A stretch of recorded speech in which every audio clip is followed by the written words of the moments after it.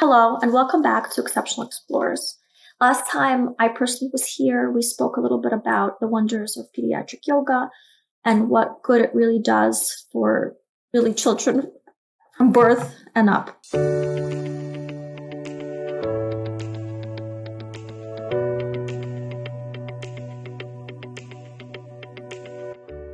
One important thing to kind of remember about yoga is that it's kind of an overwhelming term. Like, you have to be this yogi for it to be effective. And the truth is, it really isn't true, because yoga really could mean just lowering the lights and doing some deep breathing. Yoga could mean stretching. Yoga can mean just trying to meditate, which, as many of you know, is a very difficult skill, but really has amazing effects for children and their emotional well-being and even their self-esteem.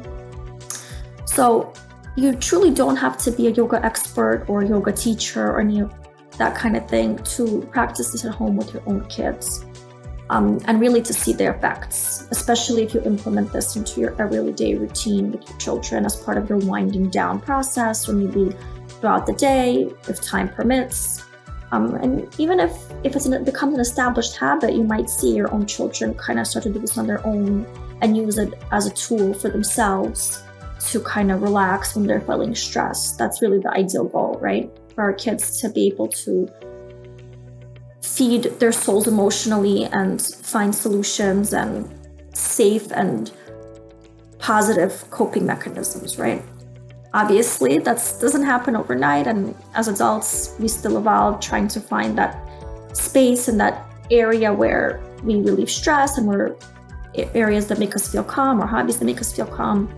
So this is another little something to try with your kids if you're up for it, to see if it might work for you and your family.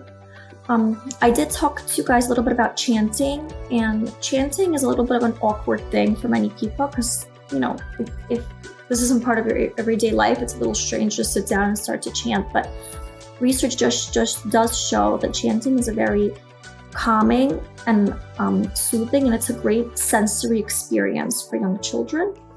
So I thought today I'll show you a little bit how chanting goes. So if I'm sitting on my chair, but you would be sitting on a mat, or also a chair works too, right? And when I work with kids in the school system, when schools are open and there's no social distancing, I do chair yoga with them in the classroom to kind of give them those movement breaks. So if you feel like transitioning your family to a yoga mat is a whole big thing, then just try it at the dinner table, after you've had your meal, if that works better. So the most basic chant is just Om, right? So the vibration of the Om sound is very calming, and it does provide a sensory experience for your kids. So, if you close your eyes, you tell them to take a deep breath. And you just tell them to listen and then repeat after you. Om. And then maybe they laugh, right? Because it sounds silly and it's kind of funny at first. And that could be part of it, right? It could be fun and something different. So if it's funny, go ahead, it's good. It makes them more interested in trying it again. One small little trick that I picked up from another therapist, an occupational therapist who is my senior. She did a little, a turnkey for us from a yoga class that she had done. And with her little kids, she does something that's called repetitive chant. So she'll do a little chant and she'll have the kids listen and repeat it back. And that is a wonderful organizing activity. It really forces kids to listen. It forces kids to watch, and forces kids to mimic, which is great for their body awareness. And I'm going to caveat here real quick. The reason why yoga has one of the main reasons why yoga has really picked up in the classroom is because of its ability to really be a wonderful tool to improve body awareness. Body awareness, or proprioception, just means that we know where our bodies are in space. And sometimes, if you notice, especially when our kids are really high, they have a lot of energy that's bottled up, and they start roughhousing and running around, you almost think these kids are bouncing off the walls. And what I think as a parent, the term for that's what that means. They kind of sometimes even lose their body awareness because they're flying into things, right? Because their sensory needs were not met that day, right? And you see that with children who might have sensory regulation problems, where sometimes they don't know where their bodies are in space. They might bump into things, and really all children have sensory needs, right? So especially during this time of pandemic, when they're not out as much, not socializing as much, centering ourselves and giving our body that much needed proprioceptive feedback is really, really helpful in giving them that like center of gravity, like this is where my body is and I'm copying what somebody else is doing, and it gives a lot. It's a really great sensory experience. So you're going to hear me say proprioception a lot, and yoga really is very successful in giving kids that proprioceptive feedback that they so need. So let's go back to chanting now. I'm sorry that I kind of jumped around a little bit. I just didn't want to forget. So if you're sitting and on a mat or on a chair, and you could put your hands like this, or you could put your hands just on your legs. Right now I'm sitting crisscross applesauce. You can also sit butterfly, where the soles of your feet meet together, right? Which is a great way to also stretch. But anyway, I digress again. So if I'm chanting, right, you can go Om Shanti Om Shanti Om Shanti Om. And then your children repeat that back to you, right? And then you can make the next one a little bit longer. Om Shanti Om Shanti Om Shanti Om Shanti Shanti Shanti Om. Right? So obviously you don't make a long one right away to overwhelm them, but little by little, if you do this, once a week or once a day or whatever, however that fits in with your family, you really can make it a little bit longer and really stretch out those ohms, because like I said, the vibration of the om is really, really organizing and calming. So just like I said, keep it simple. If you are somebody who's never done yoga, or somebody who does it constantly and it's a big part of your life, wherever you fall on that spectrum, you really can start small with kids, especially the youngest kids. So even if you do one or two poses or one or two stretches the first time you do it, that might be enough to pique their interest and to really give them that proprioceptive feedback that I've been talking about. So for example, one simple one that I like to do when we're first starting out is if we're sitting on our mat or on our chair, I say, so pretend you're a long giraffe, and we're gonna stretch our necks because giraffes get tired. So we're gonna stretch our long giraffe neck to one side. We feel a nice stretch on this side. Come back down to the middle.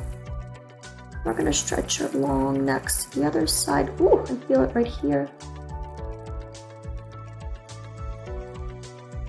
You come back to center. Now pretend you have some lettuce or some food that you want to reach down below. So we're going to take our chins and tuck them to our chest and look down below to see if we can reach that delicious food. Now we want to look up top and see if there's anything on the branches that we want to catch. So nice and tall, look nice and high. Come back down to center. So if that's what you've done for your session or for your yoga with your family, that's a huge success, right? You chanted, you're getting them to sit on their mats, right? So I don't know if you watched my video last week or if you remember, I did say that the 3 basic rules of yoga that we try to encourage is to stay in your mat or stay in your chair, to be quiet, and to not touch anybody. Of course, we don't expect perfection, right? And we don't expect kids to just grasp all of this right away. So we just keep reiterating these rules, and eventually they do pick up. And I really, really want to add that it's important not to stress the poses as much as it is to stress just the calming effects that your yoga experience should have. If it's okay if they don't do the pose perfectly and they're giggling because they're getting it wrong, right? That's part of the fun, especially in the beginning. The goal is to eventually really find, the calming effects and the peace that yoga provides, right? So if you have any success trying any of the chants or doing any basic yoga poses, definitely drop us a line, let us know, because we really want to hear how you guys are how it's making up for you guys. So if you need some yoga music, I like to use my Alexa, right? And I just say, Alexa, play yoga music. Station, meditation, and Amazon Music. So now you have nice meditation music, right? That's there to add the ambiance, right? You can dim the lights. You can do the chants. You could do some stretching. Whenever you have young kids, like I said, bringing it back to animals is always a great, fun way. I like to tell the kids, again, for the proprioception, let's give ourselves a big, big bear hug. We're gonna bring our arms out to the side. We're gonna bring our hands to the center. We're gonna give ourselves a big hug. And then maybe our bear feels a little, like he needs a little stretch. So maybe we stretch one way. We wanna bring our shoulders down. Stretch the other way. So if your kids are a little bit older than those, like than the really little itty bitty ones, and you think that they don't need animal poses, you can go ahead and do some basic poses like your upward facing dog, your downward facing dog, right? Your tree pose, right? Your warrior poses. And some kids really, really do get into it and start to enjoy it. So if you have any questions or comments about the benefits of yoga for children and chanting, definitely let us know. We'd love to hear from you. Bye everyone, and namaste.